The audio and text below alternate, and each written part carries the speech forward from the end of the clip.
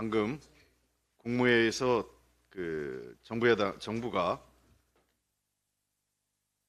특검법에 대한 거부권을 행사했습니다. 국회가 어제 오후 정부로 법안을 이송한 지 하루도 지나지 않아서 마치 무슨 군사작전 펼치듯이 국무위원들을 동원해서 특검에 대한 거부권을 의결한 것입니다. 불참하는 국무위원은 불참사유서를 작성해서 대통령실에 제출하라는 공지까지 했다고 합니다. 참 방탄 국무회의를 연 겁니다. 대통령과 대통령 가족을 위한 방탄 국무회의를 전격적으로 실시했습니다. 쌍특검법은 법률 이상의 의미가 있습니다. 윤석열 정부 출범한 1년 8개월 동안 무너진 공정과 상식, 정의를 좀 바로 세워달라는 국민의 엄중한 명령이었습니다. 그러나 대통령은 결국 본인과 가족을 지키기 위해서 국민과의 대결을 선택한 것입니다. 역대 어느 대통령도 자신이나 자신의 가족과 관련된 특검, 검찰 수사를 거부한 적은 없었습니다. 이게 첫 번째 사례입니다. 국민을 버리고 가족을 선택했습니다. 대통령 스스로 무너뜨린 공정과 상식을 바로잡을 수 있는 기회를 포기한 것입니다. 가족 비리 방탄을 위해 거부권을 남용한 최초의 대통령으로 기록될 것입니다. 대한민국에서 대통령은 물론 우리 국민에게도 매우 불행한 일입니다. 국민 상식은 죄를 지었으면 벌을 받으라는 것이고 누구도 법 앞에 외의 없이 적용하라는 것입니다. 대통령이라도 또 대통령의 가족이라도 예외가 돼서는 안 됩니다. 국민에게 맞서서 이기는 권력은 없습니다. 대통령과 정부 여당은 거부권 행사로 모든 상황이 끝났다고 생각하면 큰 오산입니다. 어쩌면 대통령과 정부 여당에 대한 국민의 심판과 저항은 이제부터 시작될 것입니다. 윤석열 정부의 2기 경제팀이 금년 경제정책 방향을 발표했습니다. 민생경제 회복을 경제정책의 최우선 과제로 설정한 것은 그나마 다행입니다.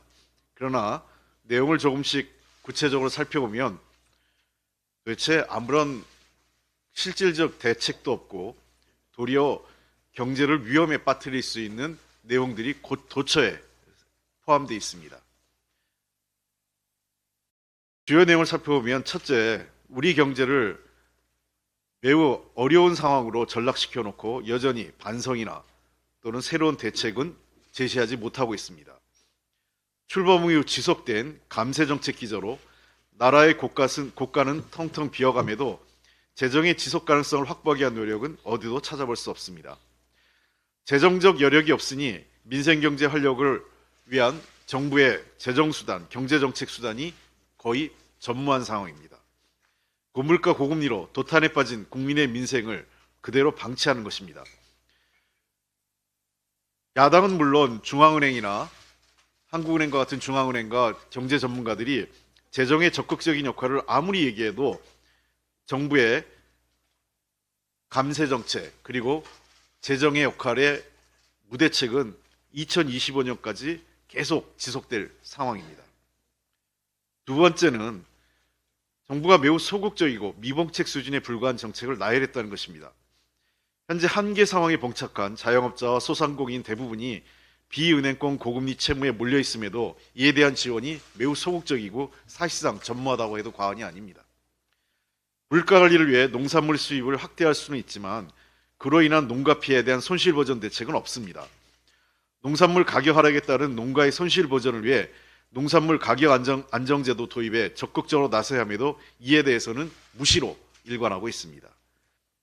보다 신속하고 투명한 프로젝트 파이낸싱 구조조정이 절실함에도 돌려막기 수준의 정책으로 현재 위기를 모면하는 지원책만 제시하고 있습니다.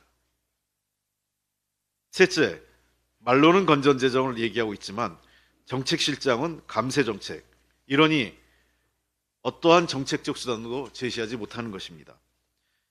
말로는 건전재정을 외치면서 총선용 감세정책을 계속해서 발표하고 있습니다. 그럼에도 이번 발표에서 논란을 피하려 상속세 체계 개편, 금투세 폐지 등은 또 언급하지도 않았습니다. 대통령은 현장 가서 얘기하고 정부의 경제팀은 여기에 포함시키지 않고 도대체 대통령 말은 그 경제부총리가 무시하는 겁니까? 또는 이거는 전혀 경제정책에 검토하지 않은 내용을 대통령이 일방적으로 현장에 가서 발표하는 겁니까? 도대체 어느 게 사실입니까? 빚은 빚으로 갚고 빚내서 집사라는 정책은 유지하면서 가계부채를 안정적으로 관리하겠다는 것은 앞뒤 안 맞는 엉뚱한 현실에 전혀 부합하지 않는 가계부채 대책입니다. 개발제한구역 해제는 지방 살기가 아닌 수도권 집중과 지방 소멸만 가속할 것입니다. 말과 행동이 모순되니 국민 분노만 커지는 것입니다. 네 번째, 무책임한 정책으로 국민은 무시하고 민생은 방관하는 경제기조라는 것입니다. 전세 사기 피해 대책은 선보상 후 구상권 청구가 핵심입니다. 이 내용을 골자로 하는 민주당의 전세 사기 피해 방지법은 논의도 없이 반대만 하고 있습니다. 매 10만 호의 주택 공급 약속은 윤석열 대통령의 대선 공약인데 지난해 5만 호도 못 채운 것에 대한 반성은커녕 내년도 목표를 9만 호 공급으로 축소해서 발표하고 있습니다. 지난해 미분양 주택에 대한 정부 매입을 우리 당이 제안했으나 정부 여당이 거절해 그 사태가 더욱 악화되고 있습니다. 그러더니 이제 와서 겨우 1만 호 매입하겠다며 생색만 내고 있습니다. 결국 정부의 2024년 경제정책 방향은 경제를 살리고 민생을 책임지겠다는 의지나 대책이 없습니다. 해 경제기조를 살펴보지만 이리저리 오락가락할 뿐 중심이 되는 어떤 비전도 찾을 수 없습니다. 정부의 철학이 빈곤하니 건전재정과 감세에만 더 집착하는 것 같습니다. 세수 기반 확보에 대한 명확한 계획 없이 열악해진 재정에 감세만 하다가 우리 경제가 돌아올 수 없는 강을 건널 수 있다는 점을 분명하게 경고합니다. 이상입니다.